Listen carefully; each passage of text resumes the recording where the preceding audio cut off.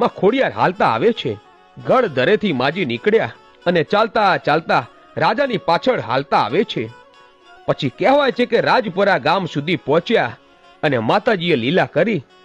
ચારે બાજુથી પવન ફૂંકાયો, ઝાડવા ડોલવા લાગ્યા, પવન સુસવાટા કરવા લાગ્યો. ત્યાં માતાજીએ એકાએક એમના પગના ચાંજર જે રૂમઝૂમ વાગતા હતા એ બંધ કરી દીધા. એટલે આતાભાઈને થયું કે માતાજી ઊભા રહી ગયા કે શું. આવું વિચારીને જેવું આતાભાઈએ પાછળ જોયું ત્યાં તો માતાજી ખડખડાટ દાંત કાઢતા ઊભા છે. હે રાજન, ભૂલી ગયો? કેમ પાછું વળીને જોયું? માં, મને માફ કરો અને ભાવનગર ચાલો. ના દીકરા, હવે એક ડગલું પણ આગળ ન ચલાય. અહીં જ મારી સ્થાપના કરજે. અને આમ જો અહીંથી ભાવેણા ક્યાં દૂર છે, તું અહીં મારા દર્શન કરવા આવજે અને અહીં અમે સાતે બેનું પાડિયા રૂપે પૂજાશું.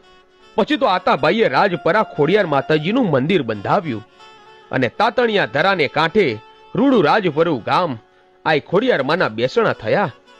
હવે આ બાજુ ગઢધરાના ઘાટમાંથી પઠ્ઠાપીર અને માતા સિકોતર રોકાયેલા છે.